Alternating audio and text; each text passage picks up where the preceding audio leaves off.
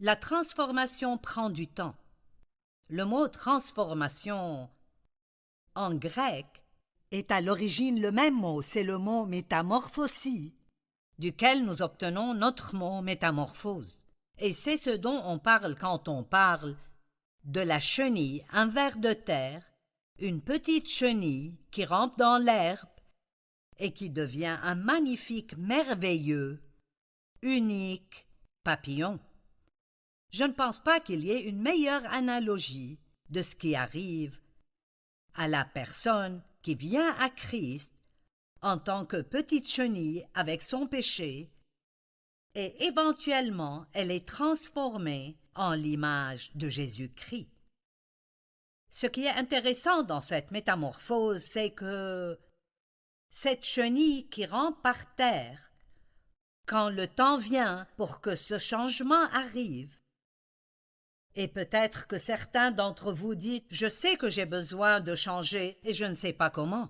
Peut-être que vous devez donner votre vie à Christ.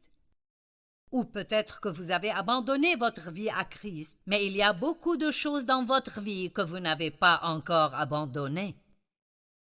Vous l'avez accepté comme sauveur, mais vous n'avez pas fait de lui votre Seigneur.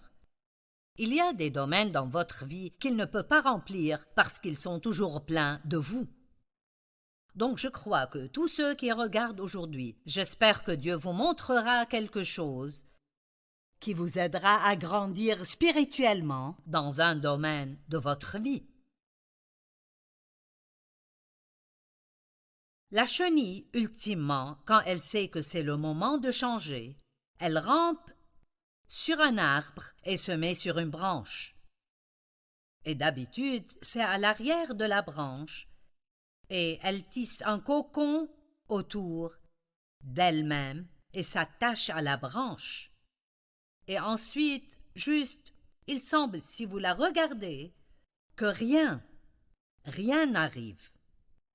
Est-ce que vous ressentez cela? Vous dites, « Mon Dieu, rien n'arrive dans ma vie. J'ai prié. J'ai rampé sur ma branche. J'attends que Dieu fasse quelque chose et rien n'arrive. » Mais si vous pouviez voir dans ce cocon, vous verriez que beaucoup de choses arrivent. Dieu a quelque chose qu'il a préparé pour vous, mais il doit vous préparer pour ce qu'il a préparé. Dieu a de grandes choses que vous devez faire dans la vie, mais vous n'êtes pas encore vraiment prêt. Ce qu'il a pour vous est prêt, mais vous n'êtes pas prêt.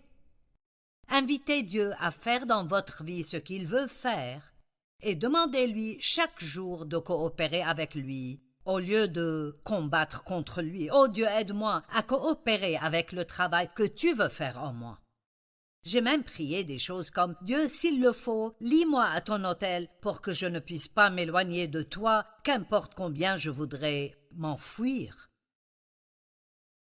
Et il est dit que cette chenille se transforme complètement en liquide, ce qui est semblable à ce qui doit arriver avec nous parfois. Nous devons juste nous transformer en tout ce que tu veux, Dieu.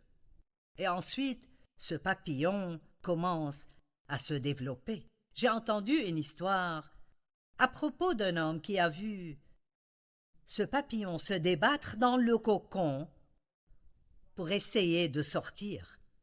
Si vous le regardez passer par tout le processus, vous pouvez voir la difficulté comme il essaye de sortir du cocon. Et il a aidé le papillon, c'est ce qu'il a pensé, en ouvrant le cocon avant qu'il ne soit prêt. Allez, je veux que vous compreniez ceci. Et vous savez quoi? Le papillon est mort. Ne précipitez pas ce que Dieu fait. Laissez-le prendre tout le temps qu'il faut et soyez patient. Profitez de là où vous êtes, en chemin vers là où vous allez.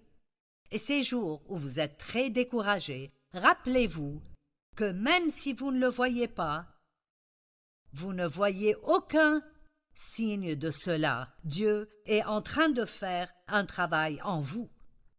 Philippiens 1,6 dit que celui qui a commencé en vous son œuvre la poursuivra jusqu'à son achèvement.